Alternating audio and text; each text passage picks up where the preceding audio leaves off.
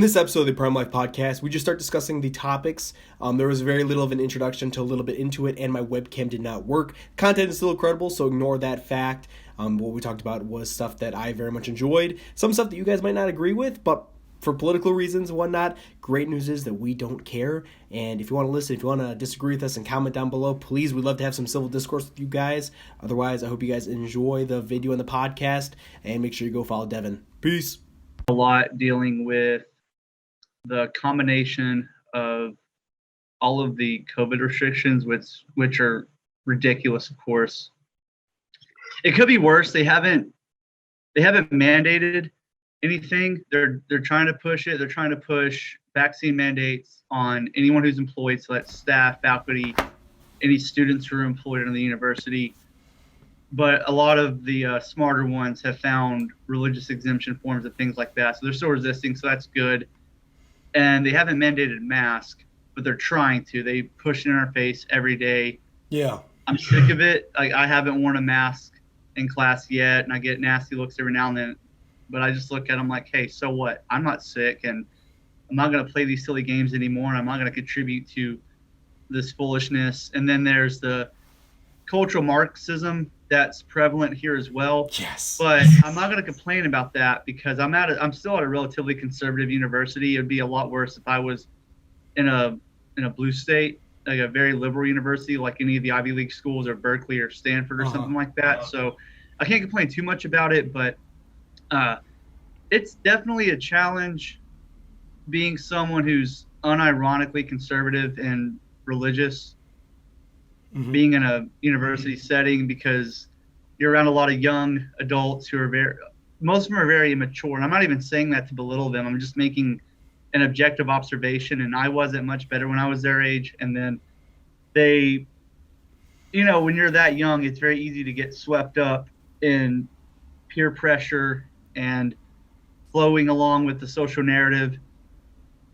Modern society makes it very easy for people not to think for themselves. And so I think that the combination of the social pressure, the desire for everyone to fit in and feel appreciated and included, I think it overwhelms a lot of them. And so I think that's the conflict here. It's different with me. I'm 31 years old, and I can think for myself, and I do think for myself, and I've matured. So it's definitely an exercise in patience and perseverance. Oh, definitely, man. I think masks have been mandated at all the schools in Wisconsin for like the past year and a half, I think. Like, I haven't seen a single school that isn't like everyone wears a mask or you're kicked out or fined, which is disgusting in my opinion. Wow. I know, it's terrible. It is. It is disgusting. Well, it's disgusting because you and I know. We know, we're very awake, and we're aware of the fact that these masks are bullshit. They don't work, and the virus isn't even deadly. It's okay. Well, it's deadly if you have a really weak immune system. Yes. Or you're really overweight, or you're really old, so you're already pretty close to death's door. And I'm not saying that it doesn't suck when someone dies from that, but the statistics that show that the vast majority of deaths are comorbidities. Mm-hmm. And that's not being talked about. Exactly. It's the fact that they politicized this whole thing. I know. And then look at the people who are politicizing it. Bill Gates, Fauci, all of these are corrupt, scandalous, deceitful individuals who only care for power and money, and they're all very godless. So why should I side with any of these charlatans? Exactly. No, that's my point exactly, too. It's one of the things where I think I got COVID earlier this week, 2 days of being very sick, and then literally I felt the fever break, and then I'm back in the gym the next day hitting PRs and feeling awesome. I mean, sore throat stuck with me, but who cares about the sore throat? It's like I can deal with all that stuff. Exactly. And it's there's nothing in the media about losing some weight, getting fit, putting on some muscle, eating good food.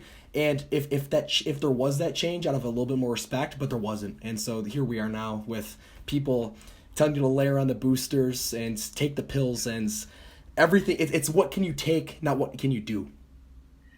Well, of course they're not going to say those things, because if they start promoting physical fitness and eating a nutrient-dense, healthy diet and cutting out processed food and getting plenty of sunlight, those are all testosterone boosters in men. And when you start boosting testosterone levels in men, and then you have the majority of men in the population with properly healthy testosterone levels, they're not going to be able to control us. They want people to depend on their system because that's how they make money, that's how they exploit people, and that's how they keep these people in psychological chains. This is all mass psychosis. It's been going on since thousands of years. Honestly. It's mass psychosis. They've got people under a spell. That's why the Matrix comparisons and the Matrix analogies are so accurate, because most of these people don't even realize they're being tricked. 100%. You know, how many times do we keep hearing, X, Y, Z amount of days to flatten the curve? All that is a proverbial carrot in front of the donkey, and that donkey's never going to get the carrot. Exactly. No, I This is never going to be over until enough of us put our foot down and say, no, this is bullshit, and we're tired of being lied to. We're tired of being condescended. 100%. Yeah, no, what you said about the testosterone is so true. I don't know if I mentioned this to you earlier, but like a year and a half ago, I was diagnosed with low T as an 18-year-old. Still hitting massive deadlifts in the gym at that time. Still pretty. I looked good, but feeling low energy and whatnot. So I got tested. And then since the levels got back up, I doubled it, and then I haven't gotten tested since it was doubled. But I'm feeling better by the month as I do some of the Primal Thrive stuff. It's one of the things too where it's like the lack of control that I felt like I had over my life then versus now, once all the markers are in check, like just like the pure almost confidence that I just feel on a day-to-day basis. Like I can almost compare it to the movie with Bradley Cooper, the Limitless movie. Yes, that's a good movie. Oh, it's a great movie, but I feel like that almost every day, where it's like there's no stress when it comes to the social circumstances, and I think that's honestly just due to having decent levels of testosterone and like finally getting those biomarkers in check. If you can give that, if you can give that to guy, like any person in the world, the amount of change that they can make, the amount of good that they can spread is almost you can't even really imagine the bounds that it can go, and that's kind of my mission right now, is to just wake as many men up to like the benefits of, first of all, getting their health in check, getting their spirituality in check, and then just doing as much good as possible. Absolutely. If more men would understand that their testosterone levels are compromised, and then make the necessary life changes and decisions to optimize their testosterone levels, even if it means getting on TRT to help them out, like for older men or for men who levels are dismal. Yeah. That would eliminate. I 100% believe that would eliminate the need for all these antidepressants and other hazardous, detrimental psychiatric medications, which have side effects that are just as bad, if not worse, than the issues that they're being put on the pills for in the first place. Because those pills don't do shit for people. Yeah. They tried to put me on antidepressants when I was a soldier because I have post-traumatic stress disorder. And it was bad. I'm not going to lie. Like, I was in the dumps. I guarantee you, and I was in my mid-20s at the time, I guarantee you if I went and got my testosterone levels checked, I didn't think to do this because I wasn't aware of how vital testosterone played a role in everything. And then also, I figured my testosterone levels were high enough. But if I went and got my testosterone levels checked, they probably would have been really dismal at that time because I was under an immense amount of stress. And it was also spiritual stuff too. So it wasn't just purely the chemical issue, but they were trying to put me on antidepressants, and I had already known some soldiers who were addicted to pharmaceutical pills. That's the danger of all these pharmaceutical pills, is people get hooked on them. They become dependent on them because they don't treat anything. It's like putting a Band-Aid on a stab wound. Yes. It's not doing anything. It's never going to heal you. It just makes the misery a little bit more bearable by dulling it. And so I think what it does is it affords them to ignore the problem, and so they never have to confront it. And I noticed that when I was talking to the psychiatrist, she had a very monotone, flat voice, barely any facial expressions. Her eyes seemed very dull and glazed over. And so while she was trying to convince me to accept psychiatric medication, pills, I asked her, I said, okay, are you on antidepressants? And her answer was, oh yeah, I can't go a day without them. When she said that, I just like felt in my gut, like, no way, you sound like a zombie. Because what some people may not realize who are listening to this, who have never experienced psychiatric medication, especially antidepressants, yeah, it'll kill your depression. It'll also kill every other emotion. including the good ones like joy and excitement. And Yeah. so there's a real danger with taking the psychiatric medications. I don't tolerate anyone trying to justify them to me anymore, because I've proven with my own experiences and my own triumphs that having a healthy spiritual relationship with God and whatever religion that God calls one to, on top of eating right, exercising on a regular basis, it doesn't have to be every day. You don't have to be a total gym rat. And then making sure your testosterone levels are at a healthy level, and getting good sleep and all the other stuff that you and I and all the other men in our circle talk about nonstop. There is no medication created in a lab that will ever compare to that at Yeah. all. People want that because it's convenient. They can go to the store, throw some money at some pharmacist, and have some physician write them a note and take it. So as far as I'm concerned, that's just people being fucking lazy and being cowards because they're afraid of pain. And I'm not saying obviously after a while too much pain is a bad thing, because pain demands a response Yes. no matter what. And so and I understand the need for that, because I used to self-medicate with alcohol, for example, when I was in a lot of pain years ago. But alcohol, just like pills, is not going to do you any good. If you don't confront the dragon, you're never going to slay it, and it's just going to sit there and continue to burn down everything in your life until you finally take responsibility for it. 100%, And dude. so, like 8 years ago, I never would have imagined that I would be where I'm at right now, mentally, spiritually, physically, socially, everything. My entire life in every conceivable aspect has transcended all of the limitations that I used to put on myself. Yeah. And I wish that other people would recognize that, because they could. Everyone has potential. Like you'll see someone be like, oh man, that person's got limitless potential. Everyone born on earth has limitless potential, because God is limitless, literally. But the problem is that not everybody wants to do the work that's required, because I think too many people are afraid of failure. And failure sucks, but you compile enough failures and you learn the lessons from them, and then you get those little victories, which aren't so little, especially when they accumulate. They're amazing. And I wish everyone could experience that, could experience the hero's journey and experience God's love, and then in doing so learn to love themselves properly as well, and forgive themselves, and just experience, like, I feel like I'm living with cheat codes right now. That's Dude, how same. it feels compared Same. to how I used to be. Yeah, Incredible. man. Dude, so yeah, and I completely agree with what you say about it. It's almost, since I got health, spirituality in check, or at least I worked on it. It's always a continuous journey. Like, what can I be better at? I'll never be at the end goal, because there's always more I can do. But it finally feels Oh, like, for sure. it finally feels like I have the power to make change in my life and other people's lives, and the amount of joy and happiness that comes with that is, I could not put like a price tag on it. Like, it feels like I'm the main character in my story, and knowing that you have the power. I mean, even if you feel powerless in certain situations, it's like we're never truly powerless. Never truly powerless. And that's what I tell guys too, especially what you said about exercise. It's when so actually the doctor tried prescribing me antidepressants too, and I remember, I think I got a simple blood panel done, and it was actually something that another doctor insisted on before they prescribed me. So the psychiatrist or therapist recommended, hey, he should go on this amount of this to get us everything in checked. And then another doctor interjected and was like, let's at least test his vitamin D levels.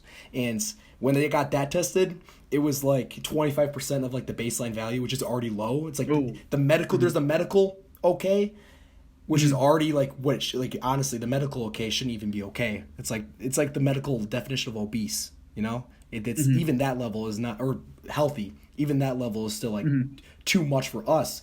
And so like once I started taking a supplement, getting outside every single day, doing all the things that like we all should be doing, that all got improved. And ever since then, it's just been this constantly improving level of like you said, like it just keeps on getting better and better and better. You cannot put a price tag on it at all. So let's Exactly. Yeah, dude, I feel like the podcast started probably a good 15 minutes ago. I'm loving this conversation. I'm just gonna let you introduce yourself briefly, real quick. We're gonna talk about a lot of cool things in the next 45 minutes to an hour. So tell the viewers a little bit about yourself. So my name's Devin. I'm a former Army veteran. I was involved in OIF in Iraq and OEF in Afghanistan uh, back in the late 2000s, early 2010s. Got out of the Army, honorable discharge, thankfully. And during the second half of my 8-year career, I basically hit rock bottom, decided to stop being an agnostic heathen. And I found God. And so from 2014 to now has been exponential growth in every area of my life. But it started spiritually. It started with God. It started with me finally looking at myself in the mirror instead of looking everywhere else and at everyone else and blaming everything and everybody conceivable. And so I finally looked at myself and said, no, this is your fault. This is your fault. You have to be a grown man and take responsibility for your actions. And just like you were saying, sometimes, a lot of times, things happen outside of our power and outside of our control and our decision making, and we can feel powerless. But then I learned to find power in how I reacted.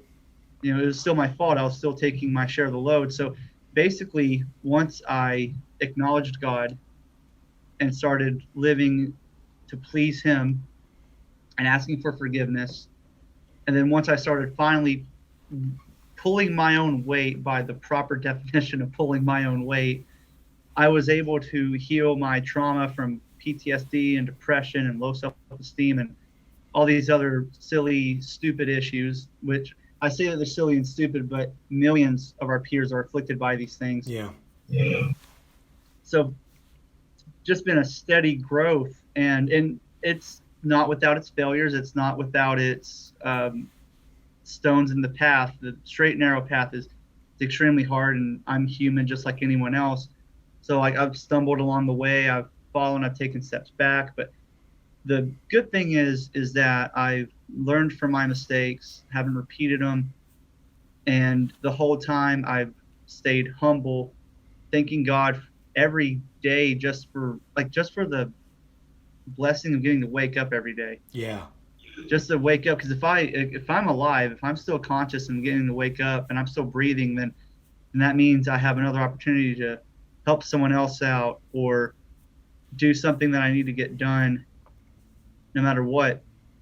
So now I'm at the point where, to me, every day is a blessing. Every day is an opportunity to figure out what God wants for me, why I was put on this earth. And I'm not perfect, but I believe that God put me on this earth to do great things. And I'm slowly but surely going through life, figuring out what those things are.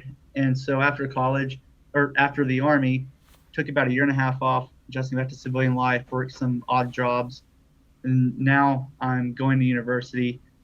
And this is the first time I've publicly said it, but it's fine. This is going to be my last semester, and not because I'm graduating, but because I'm dropping out, because I am 99.9% sure that I'm better off going into falconry, which doesn't require the wildlife degrees that I'm going for or was going for.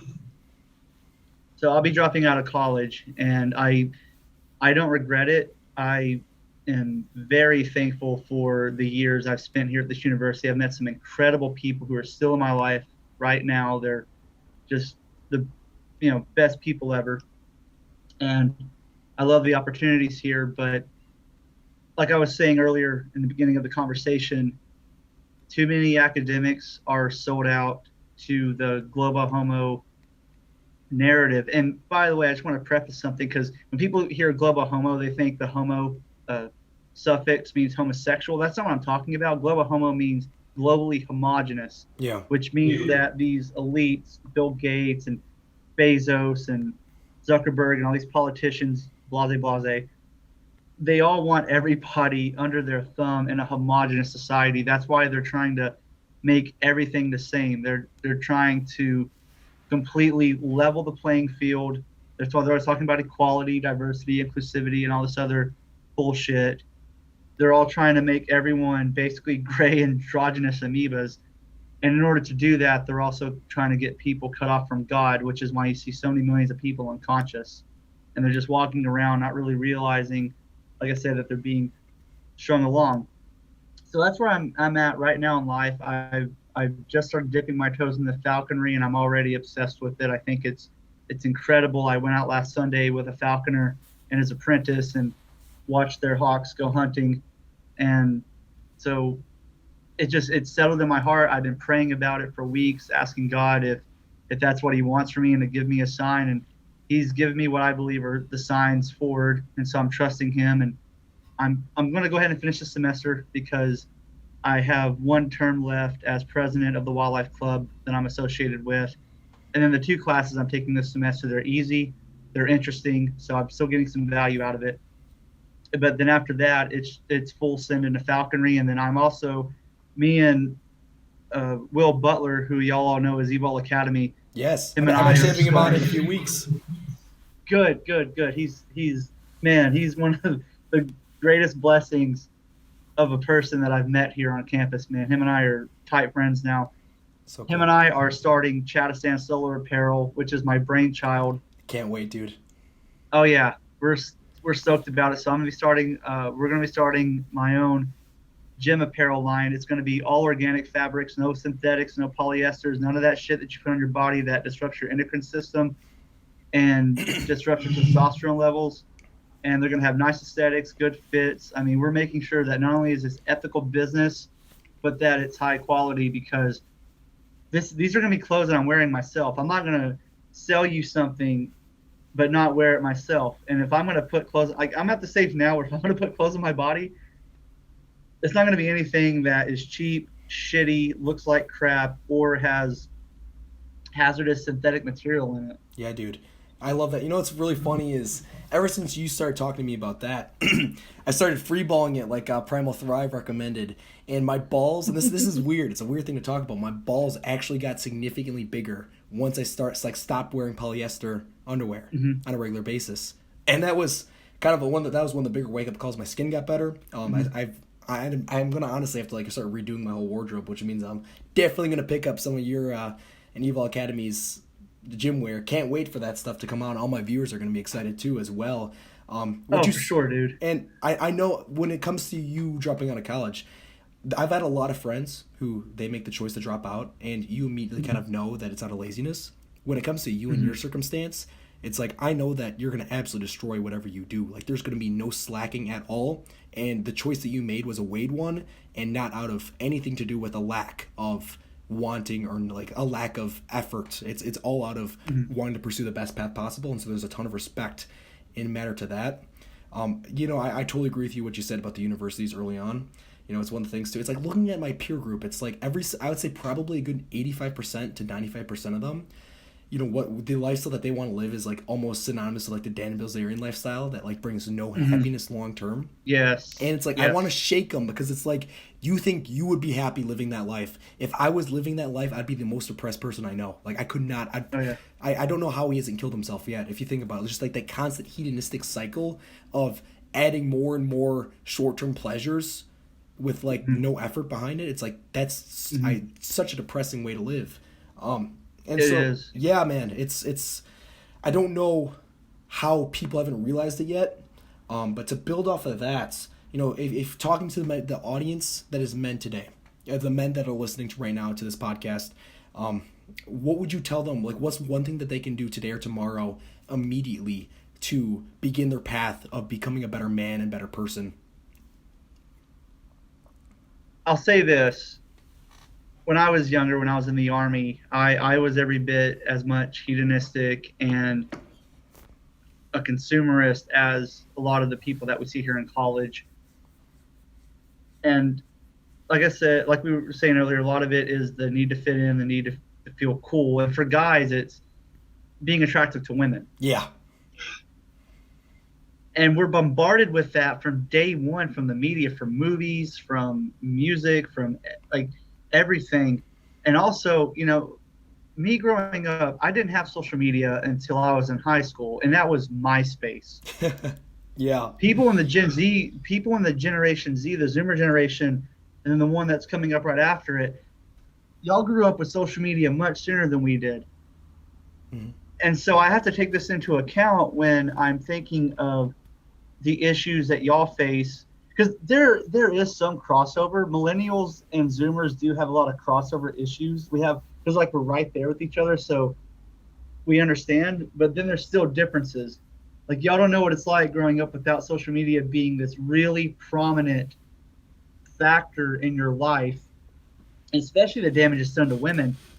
But when I look back at myself, I was so stubborn, and my dad was, especially my dad, God bless him, was always trying to imbue me with wisdom, which I look back on now and I say to myself, damn, he was right. I really wish I would have listened. The problem is that there's this literally satanic mentality going around. And when I say satanic, I mean it's literally a maxim in the Church of Satan, which is do as thou wilt. Exactly. Do as you will. YOLO, you only live once. It's that type of go with the flow, go with what feels good, react to everything impulsively, fuck the consequences. And so a lot of these people, are putting themselves through this meat grinder, and they're finding out the hard way, which I hate. I especially in college, because I see all these, like, they're very young, beautiful people, especially the women, and they're needlessly putting themselves through, again, this meat grinder of destructive habits, alcoholism, pharmaceutical drugs, street drugs, casual sex, all of these things that just leave them damaged. And the next thing you know, they look dead in the eyes like Dan Bilzerian. And you're right. I don't know how Dan Bilzerian hasn't committed suicide yet. And I don't wish that upon anybody, but I would not be surprised if he doesn't commit suicide within the next 20 years, because he's probably lost count of how many women he slept with. You posted that his oxytocin receptors must be fried beyond repair. Yeah. And I don't mean to say this in a way to where God can't heal anybody, but it's more on Dan Bilzerian's side of things, and this can be applied to any seriously degenerate person that any of us know, because Dan Bilzerian's not the only one. He's just the most prominent one because his social media is popping so hard, and then all of these young impressionable guys with all this testosterone and horniness and poor emotional intelligence see how he's acting, and what they want is that status. What they see is the superficial things. Yeah. And they don't understand the deep-rooted consequences of their actions. 100%. Yeah, man, I completely agree with everything you said about it. You posted that one photo of the famous, I think he's a fitness YouTuber, he made a post about, like, being with a new woman and, like, not being able to feel anything. Like, there was no emotion, like, with someone he liked, but there's no emotional connection at all. Oh, yes. I remember that now. Yeah, that's haunting. Yeah, dude, to not be able to feel that. I mean, look, I'm no saint. I've had my casual flings in the past, and compared to those type of guys, because I don't know how many guys that dude must have slept with, probably easily double digits. He's a handsome, fit guy, so it's not going to take much for him to get some shallow girl to have a fling with him on Tinder. Yeah. But thankfully, I haven't slept around so much that it's like that, where I still can't bond with the girl and have trouble being committed to her and monogamous and faithful. I don't know what to say to the guys who have gone so much further than I have and be able to turn it around, aside from the obvious of, like, you really need to seek God and take accountability for your actions and atone for your sins. And I'm not even trying to sound like a preacher or an imam and say, oh, atone for your sins because you're a degenerate. It's that if we don't atone for our sins and realize why they're sins, why it's sinful behavior because it's objectively caused you extreme damage, psychological damage, and in some cases physical damage for men and for women. And it's not just, oh, well, the damage is only going on the guy. Well, no, because, like, okay, with casual sex, it takes two people to make that happen. So the two people are also damaging one another. The woman's damaging the man's damaging the woman. And this sexual imprinting, it affects women even more when we think about how women base a lot of their decisions on how they're feeling in the moment. Yes. It's not that men aren't emotional. We're all plenty emotional, but most of us reach a certain maturity at a time in our lives where we start to really weigh in on rationale and logic and thinking ahead of time. Women will live their whole lives going by emotional impulses. And yeah, I know there's a bell curve and all that, but the majority of the population of women, that's how they think, and that's why we have this very real issue of the women in their late 20s and older that are getting right there, hitting the fertility wall or have hit the fertility wall.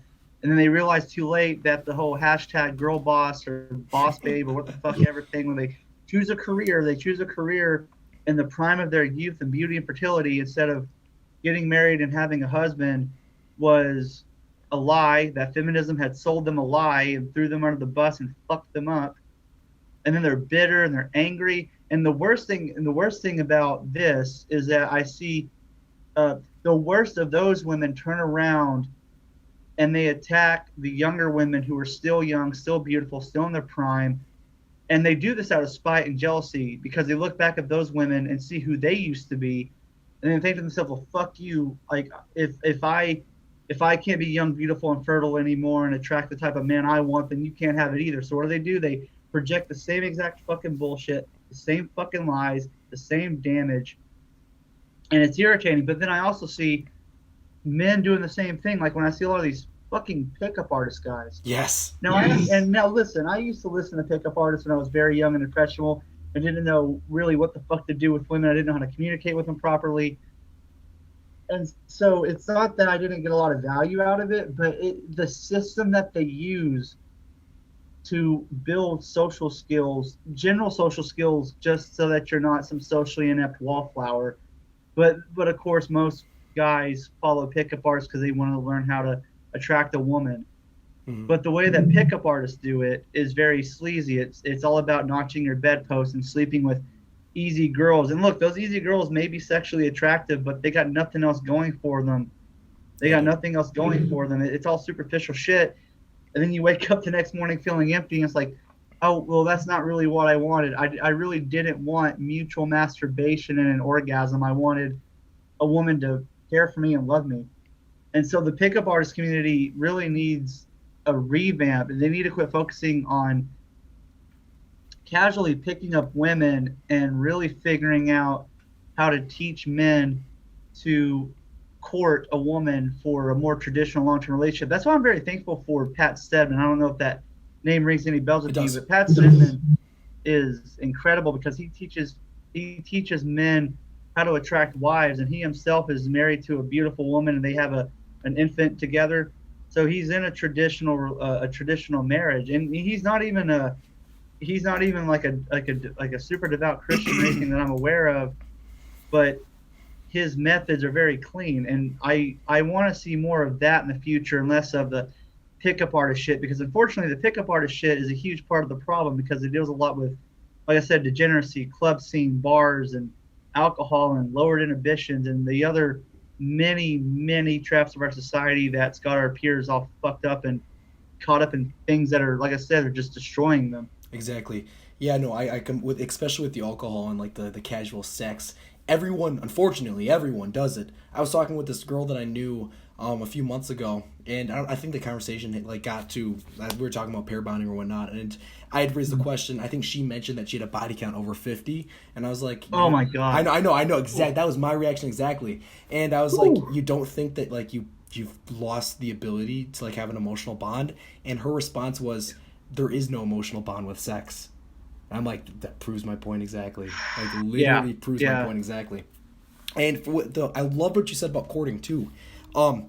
It's very much, it's a little, I would say it focuses a lot less, actually definitely less on the short-term pleasure, but like the long-term like satisfaction and good feeling, the clean feeling that you get from it, I would say is uncomparable, especially in today's culture. If there are younger men who might like be a part of a Christian scene, how would you recommend them to like approach the courting/dating scene? So for young men who are religious and they're wanting a clean relationship, I'm going to sound like y'all's preacher, y'all's pastor, or whatever, but abstaining from sex until after marriage is so underrated. Yeah. I can honestly say that the last committed relationship that I was in, the girl I was dating was a virgin, and I was really tempted to have sex with her. And I was pretty confident that if I wanted to, I could have seduced her into it beforehand. But I honored her chastity, and we're not together anymore. But um, I kept her intact like that. I kept her That's awesome. virginity intact throughout the entire relationship, and that felt very good for me. It felt very good for me because it showed that I could have self control over me. Because this woman she is extremely attractive, young, fertile, all of that stuff. There was just other things within the relationship that just weren't working out for me, and I'm not even saying that to belittle her at all. She's incredible. It's just she just wasn't the right one. Um, but also the modern perception of dating is whack as fuck. How many people do we know that they're boyfriend and girlfriend for like 6 years, and they're doing everything that you would do in a marriage except for tying the knot? They live together, they have a dog together, they're already having sex. Sometimes they're sharing like a phone bill. It's insane. And I know that the argument that comes up is, well, I don't want the government getting involved in my marriage. Well, I absolutely agree with that. Fuck the government. The government's not gonna have a single Yes. fucking say when I get married. Because marriage is a covenant between man and woman as divinely ordained by God, and the government getting involved in people getting married is them trying, once again, like they like to do all the time, is replace God with them. I'm not saying you don't even contact the courthouse. Fuck them. Yeah, I'm serious. Don't contact the courthouse. My Fuck thoughts the courthouse. exactly. Find find a girl within your religious community or another religious community and court her, get to know each other, but hold off from sex until you're married. Because y'all don't really understand the consequences. Even if you guys I'm speaking to aren't virgins and y'all have had sex before, if that girl you're having sex with is not on birth control, which a lot of these girls in religious communities are not on birth control, and you get her pregnant and you don't love her and she doesn't love you, one of two things is going to happen. She's going to abort that baby, and that's going to fucking destroy her. Yeah. Not only is it going to destroy her reputation, it's going to fucking kill her inside. If you're not a psychopath, which statistically speaking, you're probably not, because those are a minority. If you're not a psychopath, Only it's gonna 2% of fuck guys. you up Yeah. too. It's gonna fuck you up too, or you keep the baby, which is good. You should. Yeah. But now the baby's born out of wedlock with two parents who don't love each other, and if you think that y'all's lack of love for each other is not going to imprint on that kid and fuck him up, then I will present to you the single mother epidemic we fucking have in this country right now, and the fucking divorce rates we have in this country right now, because people sleeping with each other before they tie the knot and having kids, and then it turns out, oh well, those two people weren't fucking compatible with each other. And then also because they're not bringing God into the relationship, which is what marriage is originally meant to be in the first place. Marriage is a romantic security between man and woman where God is looking after them, and they're devoting themselves to him. Yeah. So I would really strongly suggest that you seek a traditional marriage, a traditional courtship style. And there's pages on Instagram that promote this. Like there's one called Courtship Not Dating. That page is incredible. That's an awesome page. Yeah, that woman's incredible. I'm so happy that she has that page up, because that's putting out good stuff for women, because women get fucked up by social media more than men do. I agree. Yeah, man. Every single point you made there was so perfectly laid out. Completely agree with everything you said about the pregnancy, not having sex before marriage. And I'll say one more thing. And so I posted a Venn diagram on my story about this. For women, your virginity is your value. Yep. I don't care what feminism said. I don't care what these sluts like Nicki Minaj and Meg Thee Stallion say. I don't give a fuck what any of those women say. Those women are fucking dead inside, and they want you dead inside too. So for any women who are listening to this and you've still retained your virginity, first off, good fucking job. Good job, because a truly high value man, 10 out of 10 times will choose a virgin if he has the opportunity to be with a virgin over a woman who's already had another man inside her and has imprinted on her every fucking time. No man, truly virtuous, good, masculine, attractive man wants to bed a woman on his wedding night who's already had another man inside her, or multiple men inside her, if he has the opportunity to be with a virgin. So if you're still a virgin, good for you. Yep, that's a good thing. At the same time, make sure you're still working on yourself as well. Make sure you're still taking care of yourself mentally, spiritually, physically, all of that stuff. You still have to have your shit together and be of sound mind and be pleasant and feminine and all that other stuff. Your virginity alone is not enough, but it is extremely important. And I've known way too many girls that have given their virginity away casually or because they rebounded after they broke up out of a long relationship with some guy, and then out of their emotional pain, they go and let some random dude pop their cherry. Yeah. Save that shit until marriage, and then in the meantime, figure out what type of man you want to be with. Like, really figure out what type of guy is ideal for you, and then become the type of woman that can attract that type of man. Because on our side of the coin, men have to understand what kind of woman we want to be with, and then we have to become the type of man that can attract that woman. Exactly. Dude, no, I completely, everything that you just said was awesome. It's one of the things, too, where it's like, just because someone's beautiful does not mean they have any value. I'm going to be honest, most men can get a very attractive lady, have sex with them or whatnot, but the value, like a gift that is given to everyone is not a gift at that point. There's no value associated with that. You know, Exactly. like maintaining that until marriage is something that I wish I did, and like so many men, women would all benefit from, and I want to see encouraged more in today's culture. I don't know if it will happen. I hope there's a turning point at some points, and the best thing that you and me can do is just talk about it, and like we're already doing, you know. Yes. It's And not just talk about it, but embody it. Yes. I mean, you and I. Okay, so like you and I, we can't go back in time and undo our decisions.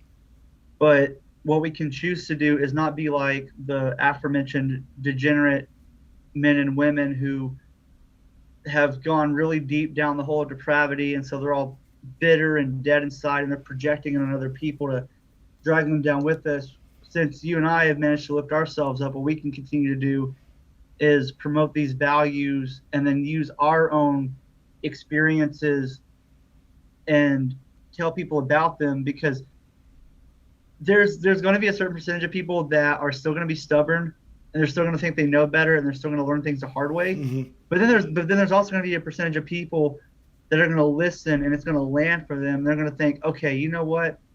After what these guys have said, I believe them. I can tell that they're sincere. They're telling the truth. They're backing it up with anecdotal evidence. I'm going to listen to them and trust them, and they can spare themselves some pain. And for me personally, I think that's a part of redemption for our own sins, and a part of atonement is us potentially convincing someone or influencing someone not to commit the same bad decisions we did, and accrue that damage, because this shit sucks. Yeah. Again, pain demands a response, and there are some types of pain in this life that y'all really should fucking avoid. Okay. Mm-hmm. Yeah, man, no, it's one of the things too where I feel like every single one of the choices that I've made, past, presents, that wasn't a good choice, had every single one of them had consequences that I can physically point out to this day. Nothing, I have not gotten away with any of my sins at all. And it's a joke to think that you can get away with them. And even if no one notices what you have done, you still know. And if you're on and when you do notice like how much, like maybe when you have like had gotten a certain level of progress in like your spirituality, you'll regret everything. Like you'll not look back and be, I'm so glad I fucked around when I was a teenager, you know. And especially looking back at it, a lot of the godless women that I've talked to, you know, I'm very open with people having conversations about this because I want to learn. I want to talk to people about it. You know, in a very open format. You know, I talk to them about it and like talk to them about like the imprinting, and it's like I feel like 95% of them are still hung up on a one guy from 10 hookups ago who had the values they're looking for, but now they can't get anymore because they lost so much of their value over pursuing a lifestyle that just killed them on the inside. You know, and it's really funny too because I feel like they answer their exact questions as they describe, you know, the life that they live. It's like, why can't I find a good guy? As they talk about, oh, I'm looking on Tinder, I'm on Bumble, and whatnot. See, I actually use those dating apps, and I'm gonna be honest, I've not met a single high quality girl on any of them. Like I've tried those out too, and I would agree. My findings seem up the same. I couldn't find anyone who had what I require for marriage, and all of those women just seemed like they were looking for something quick and convenient. And then like you said, there's that cognitive dissonance where they're looking for love in all the wrong places, like the song, Yeah. and then they're wondering why they're not finding love. Well, that's why, because you're looking for love in all of the wrong places. If you want to go find a high value man, you're most likely going to find him in a church or in a mosque, depending on whatever your religion is. He's probably doing something very clean. Mm-hmm. Maybe go look in a library. Yeah. He's probably, but again, you have to be the kind of woman that deserves that kind of man. And just like us men have to be the kind of men that deserve those kind of women that we want to be with, these women who are feminine and beautiful, but they're chaste. They're not sleeping around.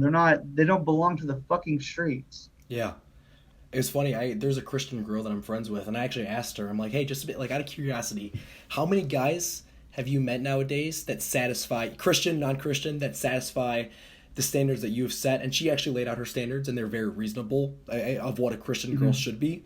And she said that she's not met a single guy in today's society. I think it was partially due to her age group because she was a little bit younger, but that met her standards. And I'm like, yeah, even in Christian circles, I feel like there's a lot of guys who are still lacking. It's like, just because you're Christian, does that mean you're a good person? I'm gonna be honest with that. It's one of the things too where it's like, I feel like I would walk into, I don't know if my girlfriend really agrees with this, but I'd walk into my girlfriend's Bible study, and I honestly, while I was agnostic, and I would just look around, and I would lose respect for most of, probably 95% of the guys that were there, because I saw a bunch of really frail looking men who could not make eye contact with me. And Yeah. that was one of the things too, where it was a big wake up call for myself, where it's like, masculinity, I feel like, is especially lacking in the church. Like, especially lacking in the church. And I've even done surveys on it on my story, and it's like, even from people who, from a church perspective and not church perspective, they still agree with me. It's one of the things where it's like, society does not encourage men to be men at all. No, of course not, because they want us under control. And you're right. Unfortunately, and this isn't just Christian communities, this is Muslim communities as well. There is a huge portion of the men who are compromised. They're not very masculine. They're not robust and strong and courageous. Unfortunately, here in the West, a lot of the Christian and Muslim communities have been crippled by cowardice. Yep. Yeah, no, it's a pandemic. And building off of that too, we talked about what girls need to be doing if they're trying to find a high value guy. There's a lot of guys who are watching this podcast who, unfortunately, I think maybe it's probably a great thing that they're here right now, because they're listening to a man I have a lot of respect for, and I'm so glad you joined me today, even though sore throat is thwarting my ability to speak just a little bit.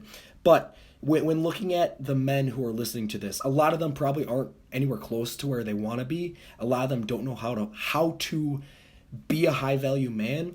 What can they do? Like, a lot of people, go to the gym, lift weights, but it goes so much farther than that. I'm gonna be honest, a lot of the cowards and a lot of the low value men I know are jacked. So like, being physically fit is merely a tiny portion of the equation. But when trying to find a high value partner, when trying to find the beautiful woman who isn't just beautiful physically but has a beautiful soul, where do you think guys need to start? So for all you guys that are listening who are wanting to be a high value man, meaning that you're spiritually, physically, and mentally aligned, and that you're a man of many skills and values, like a Renaissance man. If you look at the classical definition of the Renaissance man, Yes, that's what I'm striving to be. I'm striving to be a Renaissance man. I'm a man who has values and interests that are very diverse. So first off, if you're already in the gym and you're getting fit, good fucking job. That already puts you ahead of your peers who are lazy and skinny fat or frail or whatever. So good job with that. Stick with that. That's good. Unless you're going to be some type of unless you're honestly going to be like a professional bodybuilder, if you know that's your path, or you know that your path is Olympic weightlifting, powerlifting, something along the lines of that. If that's not you, have a realistic talk with yourself. If that's not you, don't make that your entire personality. Read books, like you see these books behind me, right? Read books. Books are very valuable. They're entertaining. They're so much better than staring at a screen. That's for damn sure. 100%. Like, I'm reading a book on falconry right now. and then I'm also reading Rich Dad Poor Dad. So I'm reading books, but I also read for pleasure. Um, aside from reading the Bible and the Quran on a daily basis, I also read for pleasure. So I'll read something fictitious. Like I'm also reading Michael Crichton's The Lost World right now because I think it's a great book. So read more books, and then go out and do interesting things that scare you. Go hiking, go skydiving, and those are things that I've done. I go hiking all the damn time. It's incredible. I love nature and I love wildlife, and it's literally good for your mental and spiritual and physical health. Literally, your life will improve. So go do interesting. If you want to be an interesting man, you have to go to interesting places. You have to be around other interesting people, and you have to do interesting things so that you have stories to tell. Because women get hooked on stories, and they get hooked on men who are exciting. And then I talk about this often enough that if y'all followed me for probably more than 6 months, you already know what I'm probably about to say next.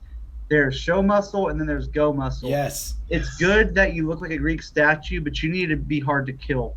You need to be tough. I know a lot of guys who have way better physiques than I do, bigger biceps, lower body fat percentage. They're putting up way more impressive numbers on compound lifts, but they would never hack it for a day in some of the environments that I've been in swamps and deserts and frigid mountains. You need to be tough. You need to be anti-fragile. So get your ass outside and brave the frontier. Literally, if you want to be the hero of your own story, you need to be tough. How are you going to slay the dragon if you don't give yourself obstacles?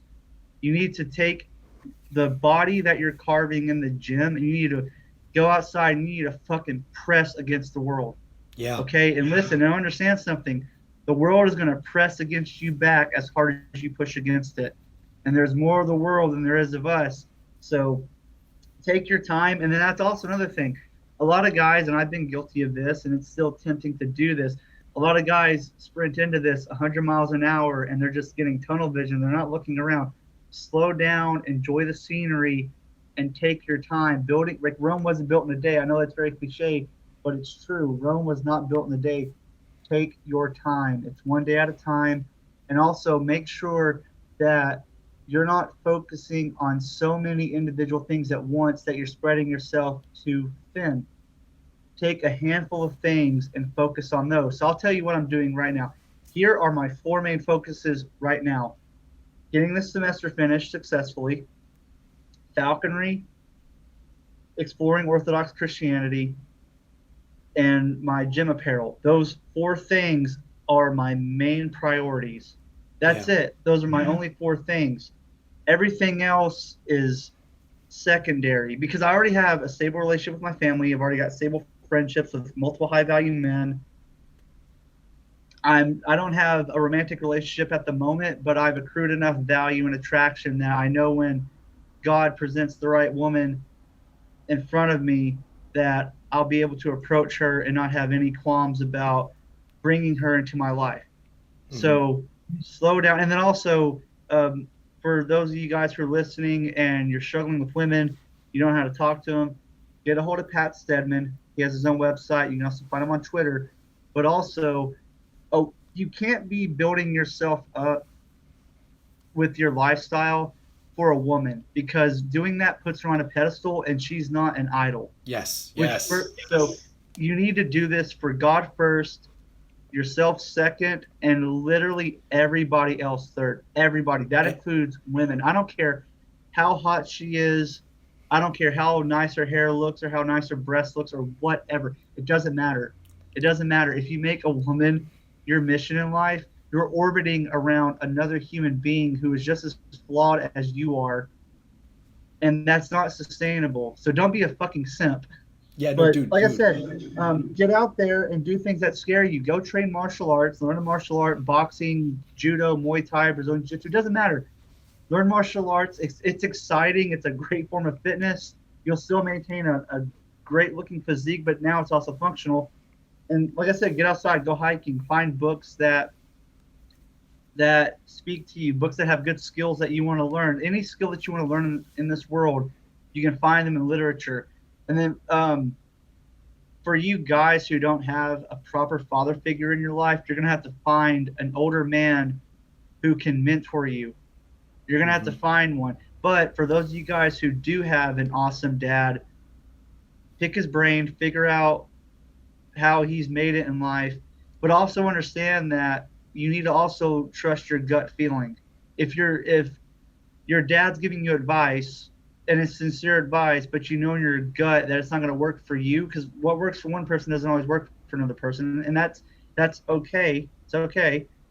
If you know in your own gut what to do, trust your gut instinct. Your gut instinct is, I believe, it's God reaching out to you and trying to tell you something. My gut so far in my life has never led me wrong, and I've got a very strong gut feeling about a lot of things. Like I had a gut feeling about falconry, and now I feel like a burden has been lifted off of me, and I feel super focused. My energy levels are through the fucking roof, and before that, my energy levels were kind of in the dumps because I was struggling with college, and I've been sitting with the decision to leave college for over a year now.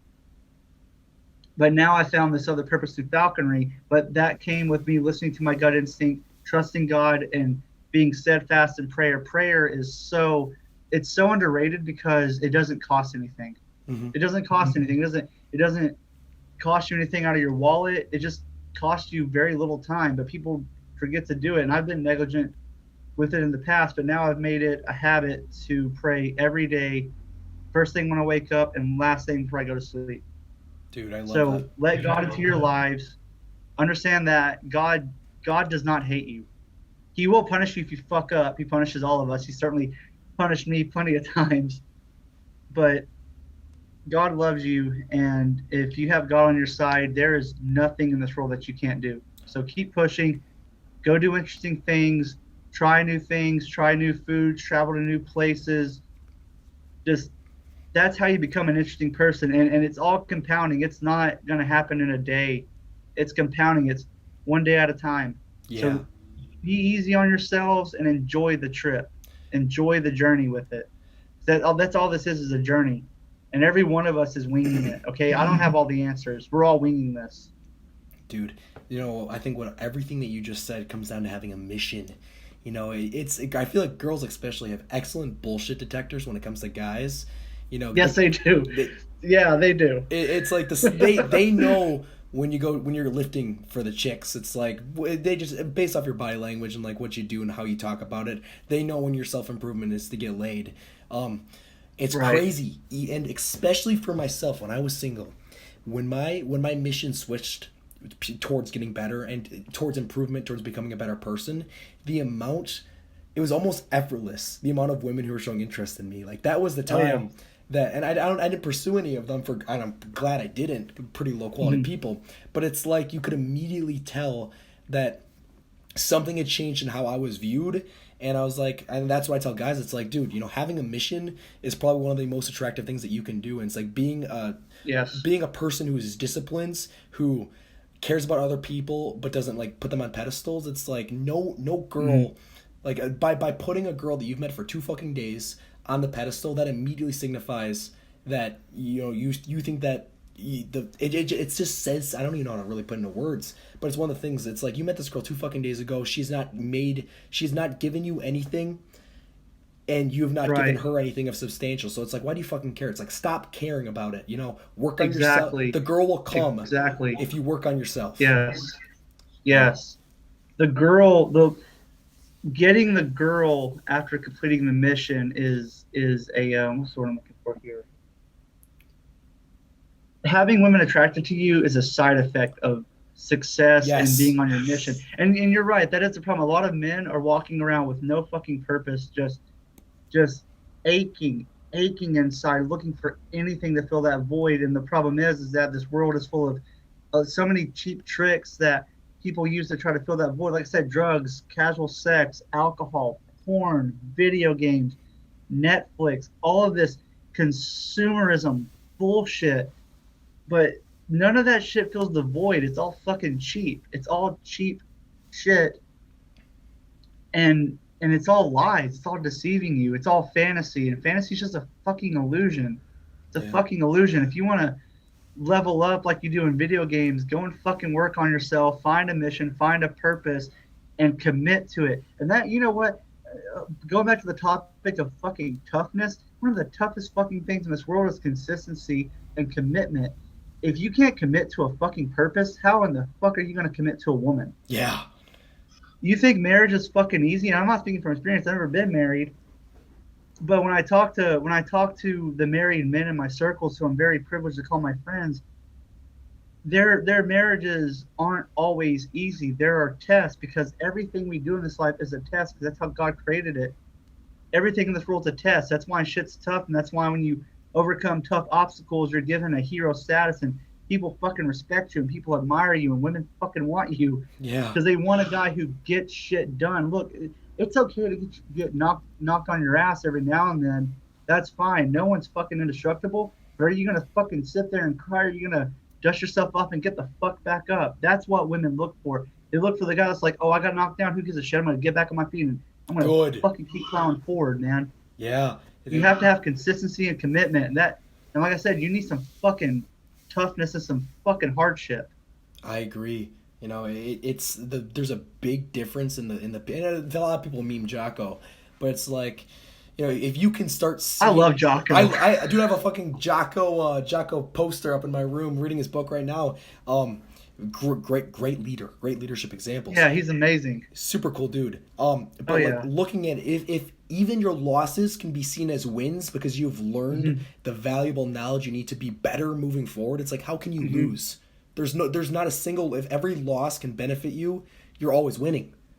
And once you and me, I feel like once we started like embracing that mindset of, you know, okay, we failed, get back up, what can we do to be better? It's like the amount of like happiness that comes from that, like I'm not uncomfortable when I lose anymore.